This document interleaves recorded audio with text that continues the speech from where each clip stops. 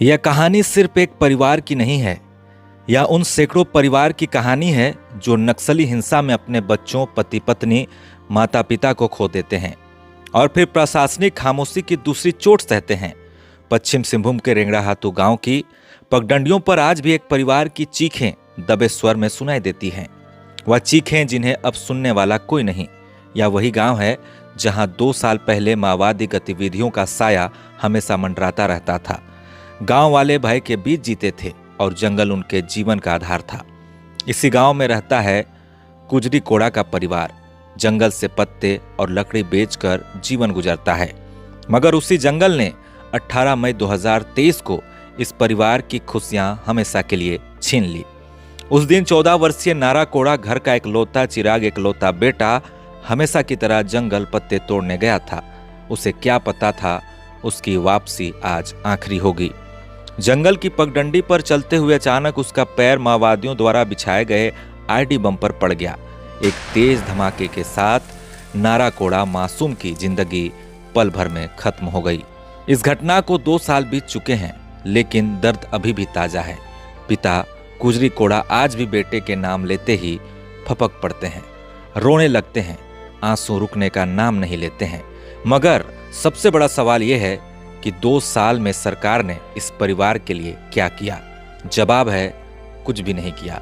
ना मुआवजा मिला, ना किसी अधिकारी ने हालचाल पूछा, ना किसी जनप्रतिनिधि की संवेदना देखी, ना ही किसी योजना का लाभ मिला।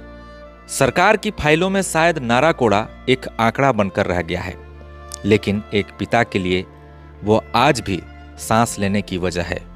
परिवार आज भी गरीबी में जूझ रहा है। छोटी बेटी गरीबी के कारण स्कूल नहीं जा पाती है, माँ घर संभालती है, पिता अब उस मनहूस जंगल में कदम रखने से भी डरते हैं। सबसे बड़ा सवाल यह है, क्या एक गरीब का दर्द सत्ता के दरबार तक नहीं पहुंचता? क्या किसी मासूम की मौत सिर्फ रिपोर्ट में दर्ज होकर रह जाती है? क्यों इस परिवार को आज तक एक पैसा मुआवजा नहीं मिला?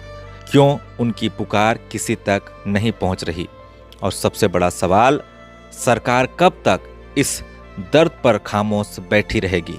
इंसाफ की आस में टकटकी लगाए पिता 2 साल से यह परिवार सिर्फ एक उम्मीद पर जी रहा है कि शायद किसी दिन सरकार जागेगी, किसी दिन मदद पहुंचेगी, किसी दिन नारा कोड़ा की मौत बेवजह नहीं कहलाएगी। लेकिन सवाल फिर वही, आखिर कब तक यह परिवार दर्द में सिसकता रहेगा? कब तक मासूम नारा कोड़ा की मौत पर सरकार की चुप्पी कायम रहेगी? मेरे साथ उसकी माँ है और उसका मैं आपको घर दिखाने की कोशिश कर रहा हूँ। यहाँ पर देखेंगे तो बिजली कनेक्शन भी नहीं है ना, बिजली नहीं आता है, बिजली कनेक्शन भी नहीं है यहाँ पर देखिए।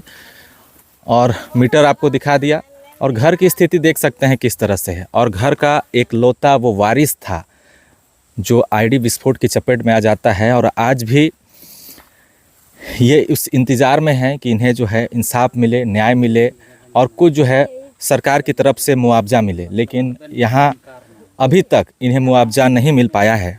और उसकी ये छोटी बहन है, ये स्कूल नहीं जाती है।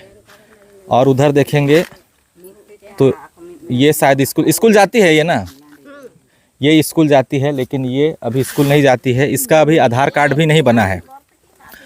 तो किन हालात, किन परिस्थितियों में यहाँ पर लोग अपने जनजीवन को, यहाँ के जो आदिवासी हैं, जीते हैं, आप तस्वीरों के माध्यम से देख सकते हैं। और कितनी दुखद घटना हुई थी। और सबसे बड़ी दुखद ये चीज़ है कि आखिर अब तक इन्हें मुआवजा क्यों नहीं मिला है? इसके पीछे का कारण क्या है? कई लोग माओवादियों के आईडी विस्फोट की चपेट में आते हैं, कई बच्चे मासूम अपनी जान गंवाते हैं, लेकिन उनके परिजन इंसाफ के इंतज़ार में होते हैं। उन्हें इंसाफ नहीं मिल पाता है, ना ही न्याय मिल पाता है, ना ही उन्हें मुआवजा मिल पाता है। आखिर क्या कारण है कि उन्हें इतने लंबे समय से इंतज़ार करना पड़ रहा है?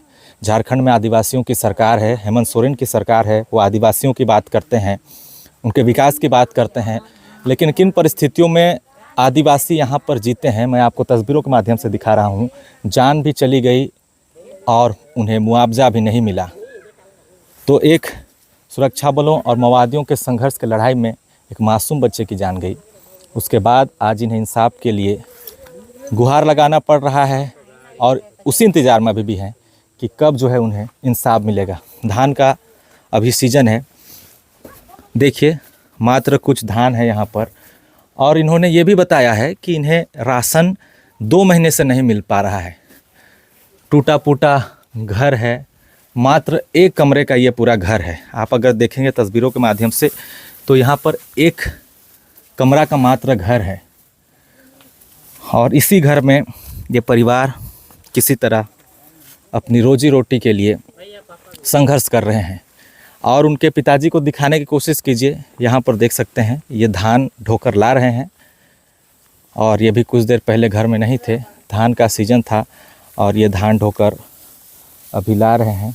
हमने पिछले बार भी दिखाया था किस तरीके से जो है यहाँ पर वो घटना घटित हुई, और उसके बाद जो है पिता के आंखों में आंसू थे, इंसाफ का इंतज़ार था, लेकिन अभी तक उन्हें ना मुआवजा मिला है ना इंसाफ मिला है। मेरे साइड में अगर देखेंगे तो काफ़ी घना जंगल है, पटास अरोब की इलाका है, सर्जम बुरुत विभाग का जो ईस्टर्न रीजनल ब्यूरो का मुआदियों का मुख्यालय था, आसपास यहाँ पर वो भ्रमणशील रहते थे। चारों तरफ आईडी बम बिछा दिए गए थे और उसकी चपेट में कई ग्रामीण इलाकों के आए, लेकिन आज वर्तमान में स्थिति नहीं है। लेकिन देखिए स्थिति बद से बदतर आज भी वहीं की वहीं है। लोग कैसे जनजीवन जीते हैं, आदिवासियों का आखिर विकास क्यों नहीं हो रहा है। सरकार कई वादे करती है, चुनावी वादों में बड़े बड़े दावे करते हैं, लेकिन हकीकत क्या है, ग्राउंड रिपोर्ट आप देख सकते हैं। उनके पिताजी ये हैं, इनसे चलिए बातचीत करते हैं, क्या कुछ कहना है इस विषय को लेकर। कुछ रिकॉर्ड आ गया iya dar kole dia kene tle uju tene te chana mandi kole jom lita gadar le jom kre te orar re gue ane plastic है iya ene te कुछ मिला कि नहीं? आमा होना रे अड़ो मेना ची बनो काजी तो काजी आले